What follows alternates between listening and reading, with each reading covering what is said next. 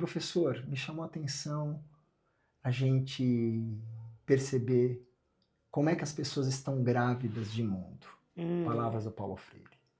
Então, assim, como estabelecer e a gente perceber as pessoas estão grávidas de ideias. Então, aí uma imagem, né? Porque a gente está grávidas de ideias, né?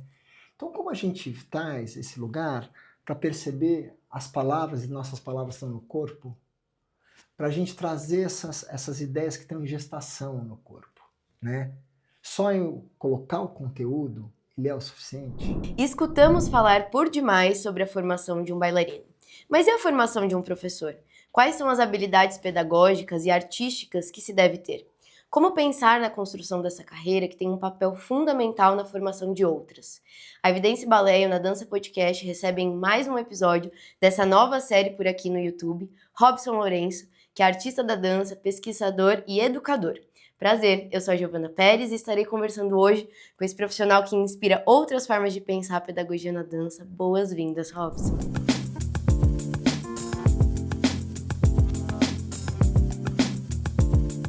Eu te agradeço muito, Giovana, pelo convite, também a Evidência, o podcast, tá? Legal. Pra gente conversar. Com certeza. Hoje, tá bom? Bater um papo. Com certeza. Antes da gente começar, então, vou te lembrar aqui do cupom de desconto que a Evidência liberou aqui pra gente, mas daqui a pouquinho eu te conto qual que vai ser pra você conseguir aí aproveitar no site deles, tá bom?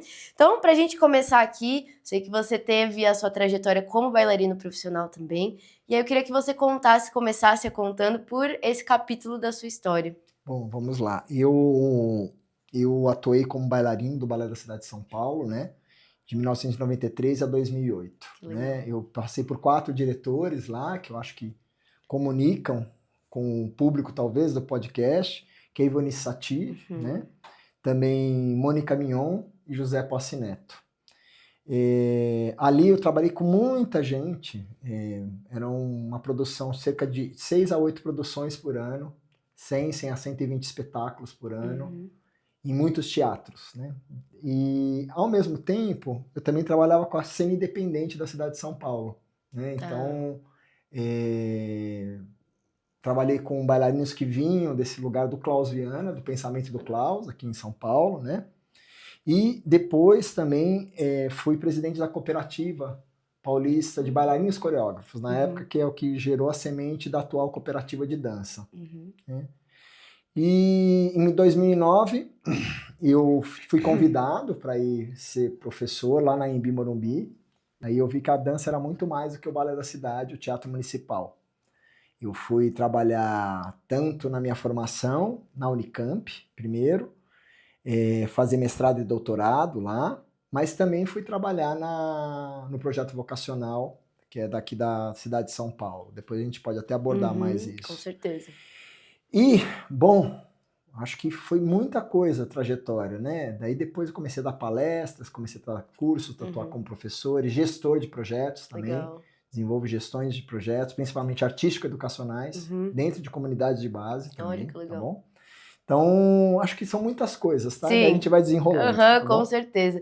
E me conta como que se deu esse seu interesse pelo lado acadêmico em específico, paralelamente à sua trajetória ali como bailarino, seja na cena dentro da companhia do Balé da Cidade, como a cena independente também.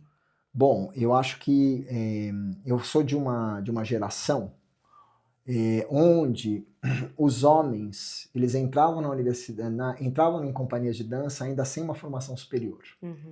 Dentro da minha geração do Balé da Cidade, tinham três bailarinos que tinham formação superior. 2 que tinham direito, né? Eu que tinha jornalismo, na época, minha formação em jornalismo. Legal. E daí, a partir disso, outras pessoas foram fazer formação superior, né? Acho que tem uma coisa que o trabalho em companhia ele é muito, muito forte, né? Então, você não vê como você conseguir dividir os seus lugares, né? Depois, as gerações seguintes começaram a fazer universidade juntos, né? E foi dentro da universidade, na época eu fiz a Casper Libero, aqui em São Paulo, jornalismo na Casper Libero, me deu uma ponta de possibilidade de fazer pesquisa e fazer mestrado e doutorado, né?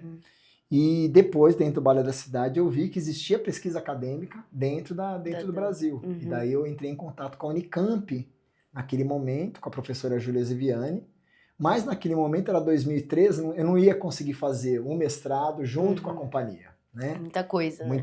Muita coisa e também o tempo não era É, possível, né? Então é com isso. certeza. E como que é essa pesquisa, esse seu lado pesquisador, esse seu interesse na parte mais acadêmica, estudos, enfim, você acha que contribui com a tua trajetória não só como bailarino, mas até hoje como educador, enfim? Eu acho que tem algumas coisas na pesquisa, né, que nos traz isso, né? A pesquisa é quando a gente se debruça. Então, olha que bonito, né?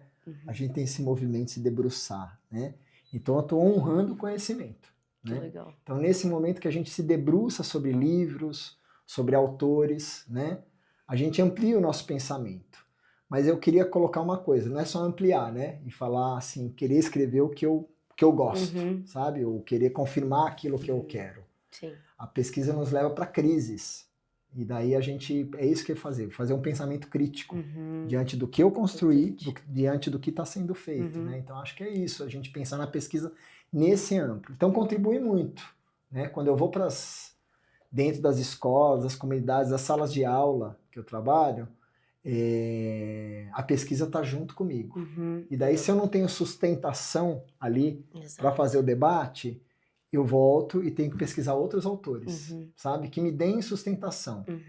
E parece que não, que a gente fica cabeçudo nessa pesquisa, não tem nada a ver com o corpo, mas é no debate que a gente vai ganhando espaço. Que legal. Como dança, tá bom? E isso eu acho muito fundamental, né? Porque grande parte do que se espalhou sobre dança é a parte técnica e a parte prática. Mas pouco ainda, eu considero que se sabe sobre a parte acadêmica, a parte de pesquisa, que não só engloba a dança, mas que pode conversar com outras áreas. E isso eu acho fantástico quando a gente tem trajetórias plurais, né, que conversam com outros caminhos, assim. E aí a gente já puxa nesse lado, que eu quero trazer forte hoje para o nosso episódio, que é a formação do professor. Que muito se fala da formação do bailarino, mas a gente esquece de cuidar também dessa trajetória do professor, porque nem todo bailarino vai ser um bom professor, e nem todo professor é ou foi um bom bailarino, e tem pessoas que já querem estar professor. Então, o que você acredita, Robson, que é importante para a gente olhar nessa formação? Bom, vamos lá, eu elenquei algumas coisas, Legal. Tá bom? Quando eu estava pensando em vir aqui, eu elenquei algumas coisas, né? Primeiro, um professor, ele não se forma com cursos, né? Sabe cursos que são picotados? A gente vai ter ali momentos de especialização e momentos de aprofundamento. A formação do professor, e aí eu vou trazer uma palavra, do artista-professor, né? Porque a gente nunca deixa de ser artista, tá? Então, como é que a gente desenvolve isso? Eu peguei 4 campos de conhecimento, tá bom? Que é a didática, tá bom? As metodologias de ensino, né? Análise de contextos e o conhecimento de psicologia. Isso é uma das coisas. No caso da dança, como é que um artista-professor ele vai desenvolver as suas didáticas? O que ele tem que aprender, tá bom? Ah, mas ele não tem didática. Não é isso. Ah, ele sabe ensinar. Não é. Existe uma coisa que é objetiva. Então, assim, quais são os objetivos da sua aula, né? Como é que você alcança esses objetivos? Como é que você avalia esses objetivos? E isso se faz no trabalho constante. Acho que tem uma coisa bem importante que é você atuar em camadas antes de ser professor, então de observar aulas de dança, observar contextos, né? Contextos diferentes, fazer assistências a professores e depois entrar na sala de aula, tá bom? Porque senão o nível de estresse de um professor é comparável ao nível de pessoas que atendem em campos de refugiados. Olha. Uma pessoa que trabalha no planejamento de aula e dá um curso grande, ele é comparável a um enfermeiro ou médico que atua em UTIs. Então, assim, ele tem que ter um nível de preparação, de estresse, para você conseguir tirar isso de dentro de você. E tá isso dentro de documentos, de papéis, tá bom? Senão a gente fica preparando aula e não tem a nossa vida. Então, existe campos de conhecimento para desenvolver isso. E acho que mais campos, conhecimento do corpo, de anatomia, de história da dança, tá bom? Trazer composições, relação música e movimento. Então tem muitas abordagens para você chegar a ser um professor, né? E para você ser professor, a pedagogia traz uma coisa que é importante. Aqui, dentro dos documentos nacionais da educação, se fala que para você ser professor, você tem que ter 400 horas de estágio. Olha, É é bastante, muita tá coisa. bom? Em 4 semestres, 100 horas por semestre. Uau. Então, são mais ou menos, de estágio que você faz, de 12 a 15 horas por semana, observando aulas, fazendo assistências, para depois você analisar um contexto e apresentar seu projeto. Com certeza. Então, você compreende? Ele é um lugar que ele é denso, uma Aham, formação densa. sim. E qual é a sua opinião em relação aos bailarinos que se tornam professor sem ter esse campo mais profundo, se aprofundar ali realmente nesses campos de conhecimento que se apresentam? Olha, ele vai chegar com o tempo, tá bom? Uhum. Porque a gente vai cheirando como artista. Eu falo farejando, sabe? Cheirando os conhecimentos, né?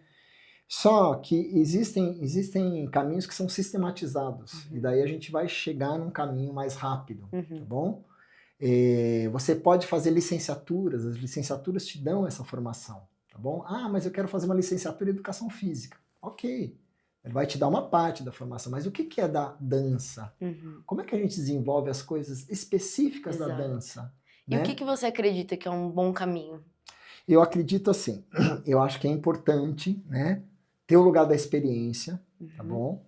Ter o lugar de ter contato ali com outros professores nessas camadas. Se possível, fazer uma licenciatura, tá bom? É muito diferente esse lugar de quem faz licenciatura e quem não faz, né? tá bom? Muito diferente, né? E daí ter essa ação como professor pendulando com o artista. Então eu vejo que muitos professores têm esse lugar da criação, mas esquecem do seu lado artístico. Não praticam isso. Mesmo com 70, 80 anos, hoje a gente vê corpos velhos, né? Corpos velhos com direção do Luiz Arrieta, a gente vê ali aquela geração, Márica Gidali, Décio Otero, Neide Rossi, Iraciti Cardoso, Mônica Mignon, Yoko Okada, Célia Gouveia, Lumena Macedo, eles nos apontam caminhos. Com certeza. Então, assim, é possível a gente dançar até os 80. Então, como desenvolver esse pêndulo entre o artista, professor na sala de aula, e o artista? Então, fazer pequenas coisas como artista, sabe? Isso é muito importante, né, Robson? Eu acho esse ponto, na verdade, uma coisa bem legal da gente conversar sobre, porque, não sei, ao meu ver, assim, o que eu vejo às vezes em situações diversas do papel atuante como professor, que há duas situações. Aquele professor que se preocupa muito com o lado pedagógico, estudo, e esquece do lado artístico, esquece que tem ali um ser humano do outro lado para ele poder se conectar. E tem a situação contrária também, daquele professor que vai olhar só para a formação artística, não que só seja pouco, né? Eu sempre falo aqui nos episódios, mas se esquece dessa parte contextual, da pedagogia, de fato.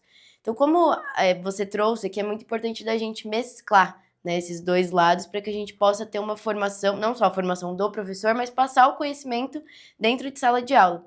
E aí a gente chega nos desafios, quando a gente está dentro de sala de aula, para que a gente possa alcançar esse aluno. E o que você acredita que um professor ele consegue, para que o professor consiga ali exercer o seu papel dentro de sala de aula, como que a gente pode pensar em práticas mais que abrace mesmo, né, esse aluno e não só fique nesse campo do conhecimento do professor, mas não consiga passar adiante? Bom, eu ontem estava lendo Paulo Freire, né? Eu estava trabalhando a importância do ato de ler. Eu estava trabalhando com uma turma de estágio noturno, trabalhadores, né? Então, trabalhadores estão se formando para serem professores. E uma das coisas que uma das estudantes colocou, Nicole, que trabalha na fábrica lá do Jardim São Luís, tá bom? Ela falou assim, professor, me chamou a atenção a gente perceber como é que as pessoas estão grávidas de mundo. Palavras do Paulo Freire. Então, assim, como estabelecer e a gente perceber as pessoas estão grávidas de ideias. Então, aí uma imagem, né? Porque a gente está grávidas de ideias, né? Então, como a gente traz esse lugar para perceber as palavras, e nossas palavras estão no corpo, para a gente trazer essas ideias que estão em gestação no corpo, né? Só eu colocar o conteúdo, ele é o suficiente? Exato. Por exemplo, sílabos, que a gente tem alguns encaminhamentos, as técnicas, elas são importantes, mas como eu dialogo, né? E daí, isso eu acho que Paulo Freire hoje está sendo muito combatido, mas eu estou colocando assim, como é que a gente coloca o diálogo dos meus conhecimentos com os conhecimentos que emergem dos estudantes, né? Hoje está muito diferente. Sim. Hoje está muito diferente. Eu tenho estudantes que chegam na universidade hoje que não entraram numa sala de aula de dança. Eles aprenderam através do YouTube. Olha. E eu tenho gente que dança gigantescamente. Ah, mas ele não faz faz a técnica ali dos K-pops, as técnicas dos hip hops, e estão atuando profissionalmente muito forte hoje na área profissional. Dentro desta área, né, de youtubers, né, não só fazendo, mas ensinando, indo dentro de espaços, né. Então, assim, esse diálogo que se tem, né? Perfeito. Então, acho que e daí, diálogo entre professor e aluno, tá bom? E que daí a gente tem um conceito, tem uma palavrão assim, chama dialogicidade. Então, assim, a gente estudar esse lugar. E existem métodos. Legal. Então, analisar contexto é isso. Exato. Existem métodos, tá bom? Eu ia falar sobre isso um pouquinho, porque eu escutei uma fala de um professor / coordenador, assim, de uma escola aqui em São Paulo, muito importante. Eu acho que é isso, a gente perceber por onde que aquele aluno passou para chegar até aqui hoje, nessa sala.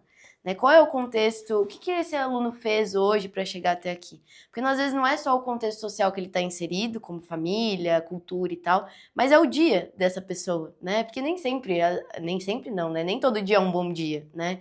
Então, esse lado empático também, né, Robson, eu acho que é muito importante para a gente trazer dentro desse diálogo. Porque senão a gente esquece que do outro lado também é um ser humano. Sim. E a gente acaba querendo que produza... Não, você tem que aprender, você tem que melhorar, mas a gente acaba esquecendo de também adaptar aquele ensino para aquele aluno, porque é um contexto diferente. Eu ensinar em determinada escola do que ensinar, por exemplo, através das redes sociais, né? Eu acredito que a gente precisa também ter essa adaptabilidade, certo? Sim. Mas eu queria colocar uma coisa. Eu posso contar uma história? Por favor, fica à vontade. A gente adora histórias aqui. Eu fui visitar uma escola faz 2 semanas para abrir campo de estágio, tá bom? E eu cheguei na escola e tinha um aluno sentado ali. Eu ia falar com a coordenação, eu estava na frente da sala da coordenação. Eu falei, ele deve ter feito alguma coisa para ele estar aqui, para ele não estar dentro da sala de aula. E eu sentei, eu falei assim, oi, tudo bem? Daí, papá, tudo bem, Eu falei assim, qual que é seu nome? Tudo. Eu falei, por que você está aqui? Ele falou assim, a professora brigou comigo. Eu falei, o que aconteceu? Eu não fiz a lição. Daí eu falei aquela coisa, eu falei, olha... Daí eu não entrei em diálogo, eu não ouvi ele primeiro. A lição é importante, porque você vai aprender tudo. Tá ótimo. Ele entrou junto comigo, o coordenador Robson entra, papá. Ele deu o que era, né, o papel ali da escola, deu para ele. Tudo. Daí ele falou assim, esse aluno é um dos que a gente atende de hotel social. É um hotel onde as pessoas vão só para dormir. Olha. Então, ele faz parte de uma família que mora na rua e que só vai para dormir. Então, você percebe, será que esse menino... Daí eu comecei a fazer algumas perguntas, né, para mim. Será que esse menino tem um espaço para fazer lição de casa? Exato. Será que ele sabe? Porque ele está sempre andando, caminhando, né? Isso é um caso, não chega a ser extremo, mas está dentro do lugar da extremidade. Né? Sim. Então, isso que você me colocou da história, antes dele chegar dentro da sala de aula, o que aconteceu com ele? É isso que é muito importante a gente saber as histórias, sabe? E entrar em diálogo com essas histórias. Com certeza. E como que eu articulo o meu conteúdo, tá bom? E daí isso eu acho muito importante, dos sílabos. Sim. Como que eu articulo os meus sílabos, os meus conteúdos, com diálogo com aquelas crianças que estão ali, adolescentes, Perfeito. Jovens, adultos. Tá? Legal demais. Antes da gente continuar, Robson, eu quero lembrar vocês do cupom de desconto que a Evidência vai liberar, já liberou aqui, vai aparecer aqui na tela ou na descrição do episódio. Então corre lá depois do episódio acabar aqui no site da Evidência para vocês aproveitarem, porque é só por 48 horas, combinado? É muito legal que o que você me conta praticamente é sobre habilidades comportamentais também de um professor, né? Que não só está envolvido ali com a técnica, com o conhecimento, informação, enfim, qualificação, mas o que mais que a gente pode pensar agora nas soft skills, né? Desse professor das habilidades comportamentais? Você falou do diálogo, talvez adaptabilidade ali do contexto com aquela criança, com aquela turma. O que mais que a gente pode pensar, Robson? Eu queria colocar uma coisa. Conhecer contextos diferentes do nosso. Importante. Tá bom? Conhecer contextos de dança diferentes do nosso. Tá? Não só para essas habilidades humanas, mas a gente criar formas para a gente conhecer contextos. Uhum. Eu listei algumas coisas aqui, porque assim, é tão grande. Hoje a dança ela está em estúdios, conservatórios, academias, sabe, para companhias dentro de escolas formais, escolas informais. A dança está dentro de igrejas, de templos, de terreiros. Verdade. A dança é feita dentro de... se a gente vai ao Centro Cultural São Paulo aqui, existe uma comunidade de centenas todos os dias aprendendo dança um com os outros. Se a gente vai para dentro dos céus aqui na Zona Leste, Zona Oeste, Zona Sul, eles estão aprendendo hip hop um com os outros. Então assim, no chão de cimento, né? Então assim, a gente entender e fazer, entrar em contato com diferentes contextos. Perfeito. Né? Vendo danças sendo feitas de diferentes formas. E ver dança. A gente vê muito pouca dança. Daí eu faço uma crítica, claro. Né? Existe um lugar dentro da dança de a gente ver apenas festivais. Estúdios e academias, por exemplo. Né? Então, assim, a dança que se vê é aquela dança de 2 minutos, de 3 minutos. Ótimo, não tem problema, tem que ter esse lugar também. Mas e espetáculos de 1 hora? Espetáculos de 2 horas? Vocês estão vendo espetáculos? São Paulo, eu estou aqui na cidade de São Paulo, é pungente. A gente acabou de ter a Mostra Internacional de Teatro. Aqui nesse final de semana está tendo 12 espetáculos de dança. Olha só. Né? No TUSP, no Centro de Referência da Dança da cidade de São Paulo. E danças muito diferentes entre si. Ao mesmo tempo eu posso ver uma companhia dançando, fui ver o Balé da Cidade, fui ver a Cisne Negro ontem, né? Mas danças diferentes vindas da Zona Leste, Zona Oeste, Zona Sul da cidade. Né? E isso se expande para todo o Brasil. Acho que o Alberto Caeiro, que é o heterônimo do Fernando Pessoa, fala assim, se eu conheço a minha aldeia, eu vou conhecer o mundo. Né? Olha, tá bom? Muito importante. Nossa, bem legal isso que você fala, porque me trouxe para um lugar de pensamento. Eu escuto muito, assim, diálogo com outros profissionais da dança, principalmente os professores. Giovana, mas tá difícil as oportunidades no meio da dança, cada vez menos lugares para poder aceitar que pagam bem, enfim, que remuneram, que possa realmente abrir diálogos e também espaços para esses profissionais se inserirem, né? E aí, com você me falando disso, eu acho que será que a gente pode pensar que essa falta de oportunidade é mais por falta de conhecimento de outros contextos e de outras danças do que, de fato, é a falta de oportunidade em si, Robson? Eu acho que tem algumas coisas. Primeiro, a arte, quem trabalha com arte e arte-educação, a gente tem que entender que a arte ela se desdobra. Então, por exemplo, se estabelece uma determinada realidade de oportunidades, é porque eu só estou vendo uma parte da realidade. Então, como é que eu consigo desdobrar e olhar meu olhar sair daqui e colocar e desdobrar? Vou dar um exemplo, né? Grupos e companhias de dança. Talvez grupos e academias hoje, em termos de mercado, sejam 3% do total, né? Hoje, vou colocar, desculpa, eu sei que é nacional isso, mas eu vou colocar aqui na cidade de São Paulo. Hoje, por exemplo, tem 150 grupos ativos que ganham dinheiro dentro da cidade de São Paulo, trabalhando como coletivos, trabalhando através de leis de incentivo, dentro de organizações não governamentais, né? Isso são grupos profissionais, eles são pagos para isso, né? Se eu for pensar em organizações não governamentais, se desdobra ainda mais. Se for pensar em escolas, ele multiplica o número de milhares, tá bom? Então, assim, como é que a gente desdobra isso? E daí eu preciso entrar em diálogo. Exato. Não é colocar, por exemplo, vou pegar ainda os estúdios, academias, colocar o meu projeto dentro de uma escola. Como é que eu dialogo com essa escola? Tá bom? Perfeito. E aqui, para mim, acho que interessa, não só as instituições, mas como nós, como indivíduos, como cidadãos, tá bom? A gente percebe os contextos.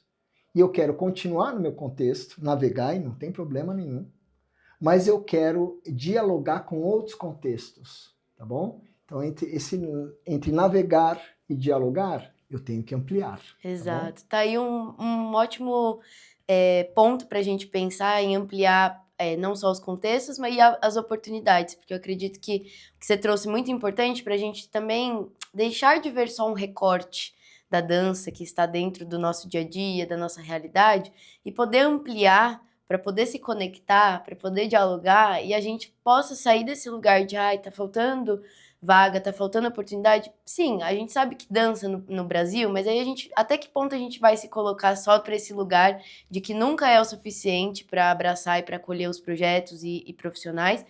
E o quanto eu fico pensando que tá nas nossas mãos também como indivíduos, como você disse, de transformar esse cenário, da gente querer ver, para além do recorte que a gente está inserido, oportunidades, né? Momentos ali que a gente possa colaborar um projeto com o outro e desdobrar, né? Ao invés de diminuir, desdobrar e multiplicar, né, Robson? Eu tava vendo hoje, vou dar um exemplo também, sabe, das vivências. E também hoje o Instagram, a partir das vivências que a gente tem, eles nos apresentam replicações dessas vivências e é difícil a gente furar e conseguir fazer coisas diferentes, né? Tem um lugar que a dança, ela pensa que ela é muito jovem, ela trabalha com a beleza. Não, a dança é feita para outros corpos, corpos que não estão de pé, por exemplo. É verdade. Tem um trabalho aqui em São Paulo do Dança Sem Fronteiras, que trabalha com desenvolvimento artístico com pessoas com deficientes, né? Tem trabalhos dentro lindos, Andrea Passarelli, lá no Clube dos Paraplégicos, aqui em São Paulo, trabalha só com PCDs. Tem trabalhos voltados para pessoas com corpo gordo, e daí isso é uma ação política, né?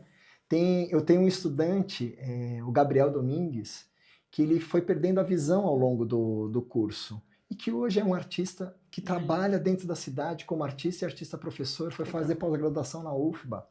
Então, assim, se eu limito o meu lugar, também eu não consigo perceber aonde eu posso alcançar, Perfeito. tá bom? Então, assim, estudantes que trabalham como dentro do teatro, né? Acabei de encontrar uma estudante aqui que está trabalhando com vocês, que ela está desdobrando em ações de marketing, né, Carolina? Então, assim, estou colocando assim, como que a gente desdobra. Então a dança desdobra, tá bom? Perfeito, para que a gente não fique só ali preso numa única possibilidade, num único recorte, isso é bem legal.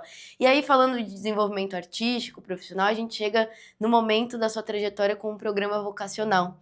Eu queria que você contasse um pouquinho como foi trabalhar nessa vertente, em espaços públicos também, enfim, conta um pouquinho pra gente. Bom, eu acho que o programa vocacional acho que foi uma virada assim dentro do meu pensamento de dança, né? O programa vocacional é ligado à Secretaria Municipal de Cultura aqui da cidade, tá bom?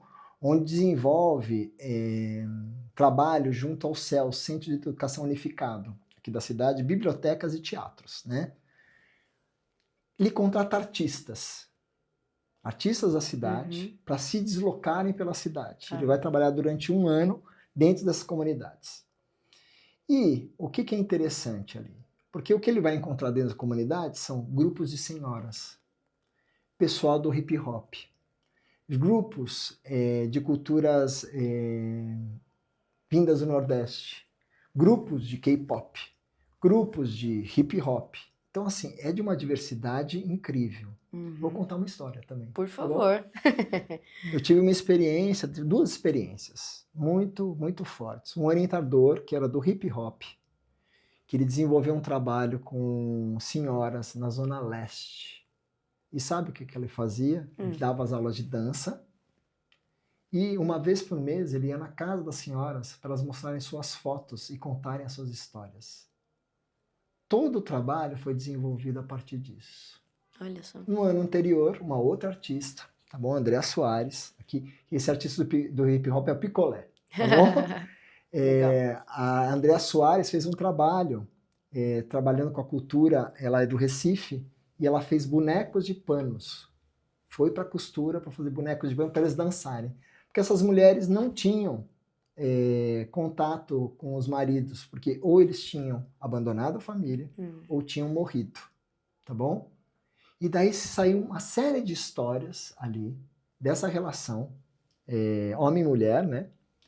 E dançaram ali com o seu parceiro que elas costuraram, tá bom? Olha. Teve uma experiência na fábrica da Portland, no Jaraguá, que foi uma das experiências mais bonitas que eu tive, tá bom? Um artista orientador desenvolveu um trabalho com mulheres, falando da importância que foi a máquina de lavar. porque elas podiam ter tempo para elas. Olha. Na década de 60. E elas dançavam com toalhas, que elas penduravam na frente de uma árvore, na porta do céu. Na porta dessa fábrica. E terminou com uma outra comunidade de senhoras. Isso foi muito bonito. A gente virou à direita, elas estavam com véus brancos, caminhando e falando as procissões que elas fazem ali na região de Perus. E fazendo os cantos delas, caminhando. E depois elas foram para dentro da fábrica, e ela colocou, eram trabalhadoras, e ela lembrou os movimentos que elas faziam para a fábrica. Era uma senhora mais baixa. Quem fez essa orientação foi o Robson Ferraz, que hoje está na Procult.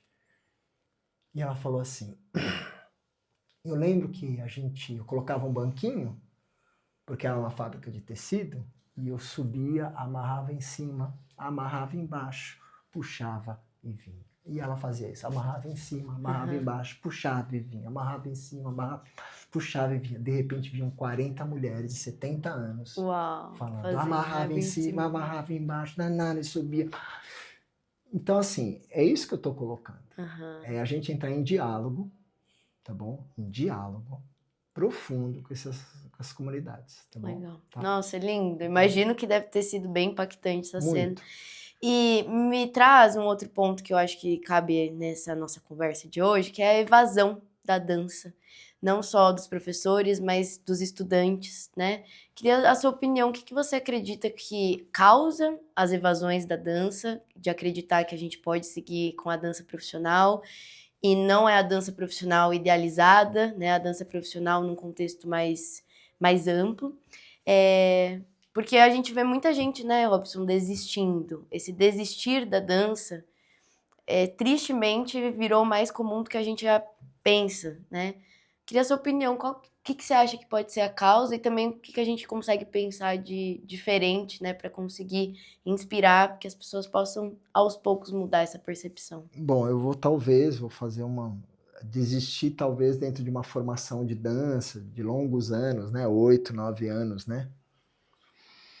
Olha, eu acho que tem alguns fatores, e eu vou fazer através de perguntas. Tá bom. Tá bom? Será que nós estamos dialogando com essa geração? A gente está em diálogo com ela? Ou nós estamos fazendo formatos, modos que nós aprendemos há 20, 30 anos? No caso, tem algumas coisas que são seculares. Será que a gente está em diálogo? Será que a gente está lendo os nossos contextos? Perfeito. Tá bom? Outra pergunta que eu faço é a seguinte: será que a formação em dança é para desenvolver esses intérpretes profissionalmente? Ou não? A gente está criando futuros fruidores de dança. Tá bom? Será que só dentro de um espaço de 4 paredes é o suficiente para gerar interesse? Ou eu tenho que levá-los também a museus, levá-los também a verem filmes? Será que eu estou mostrando obras de dança dentro da minha sala de aula? Que estejam conectadas com a minha disciplina ali que eu estou dando? Eu estou dando, se eu der uma disciplina de jazz, eu estou mostrando para ele filmes do Bob Fosse? Eu estou mostrando todo o trabalho que se teve aqui, eu vou colocar ali do pessoal do Raça, ali na década de 80, 90. Estou mostrando esses filmes, né? Se eu for dar um balé clássico, será que eu estou contextualizando dentro da minha sala de aula e criando sentidos históricos para essa pessoa que está ali dentro da minha sala de aula? Será que eu estou levando esses meus alunos para irem assistir o corpo presente dentro do teatro? Ou só me interessa ali levá-los para festivais? E qual o ciclo que eu estou? Tá bom? Perfeito. Então, eu estou colocando isso através de perguntas, tá bom? Perfeito. Porque eu não vou conseguir responder, tá bom? Maravilhoso. Mas a gente trabalhar através de perguntas isso. Com certeza. Então, assim, será que quando eu estou dando K-pop dentro das minhas salas de aula, eu pego ali aqueles filmes que vêm, que a cultura do soft power da Coreia do Sul é muito forte dentro disso, e vou reproduzindo aquilo, e ele pega aquilo e vai embora? Ou posso dar uma camada do que acontece ali dessa cultura soft power da Coreia do Sul, junto com o conflito da Coreia do Norte. Perfeito. E saber, por exemplo, esse lugar dessa organização global hoje, que está mudando, nesse exato momento, com a entrada do Trump no poder. Será que a gente está trazendo isso para os nossos estudantes?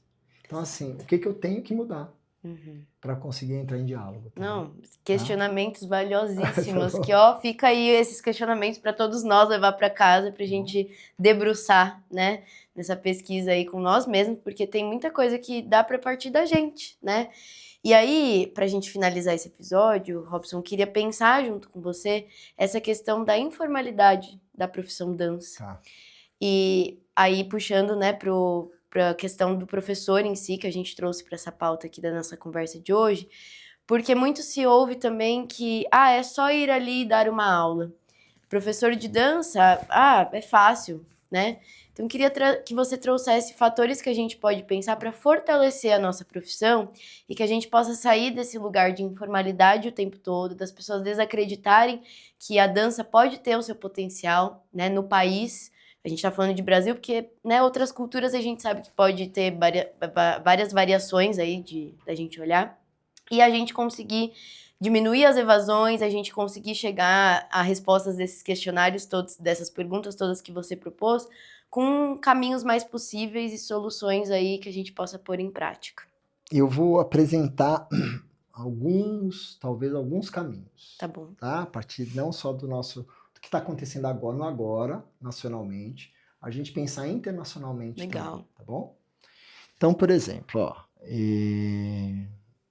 eu acho que tem uma coisa, primeiro que a gente paga pela hora aula, né? E não se tem um recolhimento, chamado de INSS, né? Então, assim, se estabelecer, e daí isso não é das academias, isso tem que vir nacionalmente como política de Estado, tá bom? Como desenvolver esse lugar que é pago hoje, tá bom? Mesmo que seja por MEI, tá? Porque a gente tem um recolhimento ali, para a gente entrar na formalidade. Primeiro, na formalidade das relações. E na formalidade, para a gente estabelecer nesse vínculo ali com o Estado. A gente pensar o Estado como um todo, né? Para depois, porque o Estado somos nós, não é algo que tá. O Estado sou eu, é você, Giovana, é Carolina que estava aqui comigo, é você que está vendo aí. O Estado somos nós. Então, quando eu tiver 55, 60 anos, 65, for me aposentar e que eu dei minha contribuição para a sociedade, como a sociedade contribui também para eu manter dentro da minha velhice, por exemplo. Para eu manter, por exemplo, que o INSS também mantém o SUS, o Sistema Único de Saúde, tá bom? Então eu estou ampliando isso. Então, assim, são coisas que é como política de Estado. Para isso, a gente tem que se mobilizar como classe. Exato. Existem elementos, tem movimentos nacionais que se mobilizam como classe, tá bom? Que estão em Brasília, nesse momento, tá bom? Existe uma lei sobre a aposentadoria das pessoas que trabalham com dança. Olha. E que seja por 25 anos, tá bom? Porque a gente trabalha com o corpo, exato. Tá bom? Que está na mesma coisa de um educador dentro de escola formal. Porque assim, fala assim, o professor vai lá, trabalha 4 horas, eu já ouvi muito isso, e vai embora. A preparação da aula, para eu dar 4 horas de aula, eu demoro 3 vezes mais, então são 12 horas. Então assim, a preparação ela é muito intensa. E isso tem que ser formalizado. Então, quando você fala de informalidade, tem que ser formalizado. E é uma política do Estado. Só que o Estado não se move se nós, como classe, não nos movermos. Perfeito. Você entende? Então, assim, institucionalizar a formalidade. Eu vou dar um exemplo na França, né? O professor, toda aula que ele ministra, tem uma parte que é recolhida para o INSS dele, para a aposentadoria dele. Isso aqui, mas é taxa, não quero ser taxado. Não é isso, gente. Tem coisas que vêm com dinheiro da coletividade para conseguir fazer uma manutenção, né? Isso vai para se contribuir para sistemas de saúde. A gente acabou de passar por uma pandemia. Se a gente não tivesse um sistema único de saúde forte como nós tivéssemos, nós iríamos sofrer mais Mais ainda ainda. do que nós sofremos. Robson, só tenho que agradecer esse bate-papo, que foi muito enriquecedor. Eu gosto muito de pensar a dança e gosto muito de não só pensar, mas a gente trazer um diálogo que a gente possa também contribuir para outras pessoas, para a gente conseguir colocar em prática. Então eu agradeço demais a tua presença e é claro que a gente preparou aqui Obrigado. um mimo para você Adorei. da Evidência com Obrigado, a Dança viu? Podcast. Obrigado mesmo. E te lembrar do cupom de desconto que vai aparecer aqui para você usar aí por 48 horas lá no site da Evidência. Muito obrigada pelas suas contribuições aqui pra gente, viu? Eu agradeço muito, tá bom? Acho que é importante isso para a gente entrar dentro desse modo de comunicação de massa também, porque só ali no dia a dia dos estudos a gente não consegue, tá bom? E fazer essa articulação. Muito obrigado. Maravilha, até a próxima. Muito Obrigada. obrigado, até.